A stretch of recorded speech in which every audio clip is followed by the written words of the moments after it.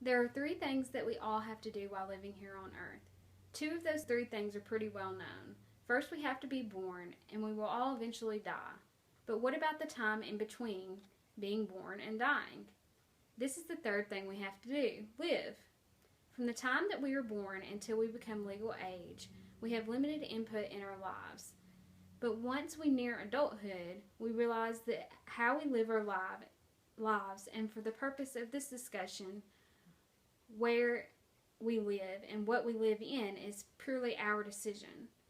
I agree with what you're probably thinking. We can't just decide where we want to live or what house or apartment we want to live in. There are other factors that are involved in determining these decisions, and unfortunately, money is the deciding factor in most decisions in our lives. How are we going to make money, and how much do we need, and what to spend it on after we make it? These are all decisions that we all have to make. So my objective today is to first point out that we all have to live somewhere, and so why not own where you live? We actually have three options in determining our home choices. We can rent or lease a place where we pay the owners to use their property and their home as our home, or we could be homeless, living wherever we can find a free place to stay. Or we can purchase our own property, whether it be a house, condo, mobile home, or even a vacant lot with a tent. My advice would be to begin adulthood with the goal of eventually owning your own home. You may be asking, who are you to be giving me advice about buying a home? Well, that is a fair question, and it needs to be answered. My experience comes from my family. First of all, I grew up in a family that started from nothing financially, but was able to achieve their financial goals with real estate, through educated financial decisions, hard work, and the common sense approach to life. My parents dated for 3 years before they got married, and when they were still living at home with their parents, they tried to save every penny they could. Instead of renting an apartment, they had saved up enough money for a down payment on a small 2-bedroom home. They bought the house and both continued to work as much as possible to pay the mortgage down as quick as possible. Soon they built up enough equity in their home to purchase a second house on the same street. They rented this house for enough money to pay the mortgage, taxes, and insurance, allowing their renters to pay for this house for them. My parents continued this process for several years until they owned approximately 20 rental properties. This way of thinking was ingrained in me from a young age, and I have literally been a real estate entrepreneur apprentice all of my life. I am now putting this real life education to use in my own life for my own financial gain.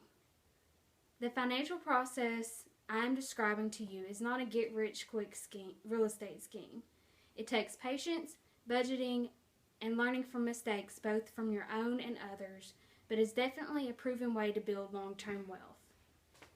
I understand that most people do not want to be real estate entrepreneurs or want the responsibility or possible headache of dealing with real estate property. But in my opinion, owning your own home is a smart, strategic, long-term financial decision. There are so many advantages to buying your own home compared to renting. Now, I will admit, owning your home requires more work than renting, but your work is rewarded in several different ways. When you buy your own home, when you buy a home, you are responsible for the taxes, insurance, and maintenance of the property. This requires minimal management skills. The advantage of owning your own home can really be monetized in several different ways. The first way is by creating more and more equity in your home. In other words, you are paying your mortgage down more every month while your property value is increasing with time if your property is maintained well. The difference between what you owe on your property and what it is worth if you sold it is the equity you have in your property. Another advantage of owning instead of renting is rental cost avoidance, and that can be calculated by determining how much your home would rent for and multiplying that amount by the time you have lived there. For example, if your home would rent for $1,000 per month and you have lived in your home for 3 years, if you were renting instead of paying on your mortgage, you would have paid $36,000 in rent for the past 3 years.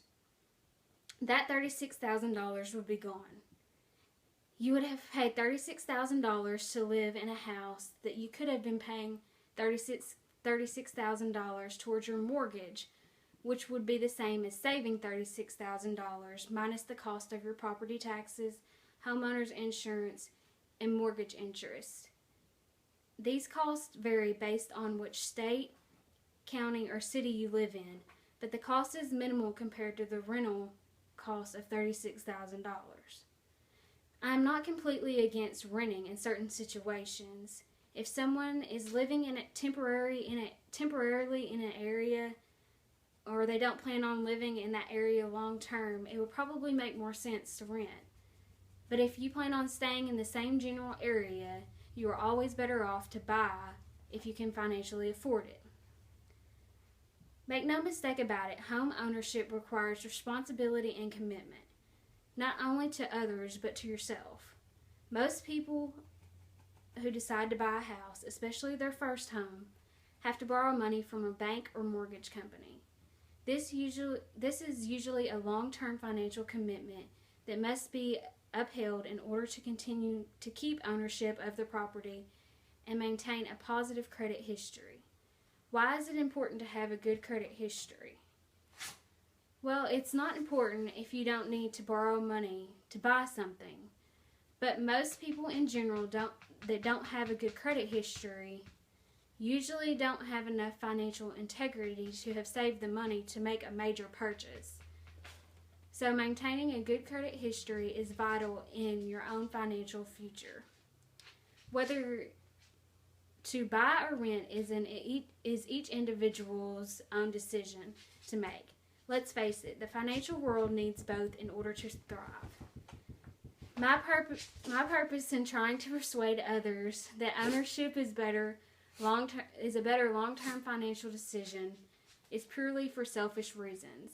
I feel good whenever I see other people prospering financially and in every other way. Money does not provide happiness, but contentment does.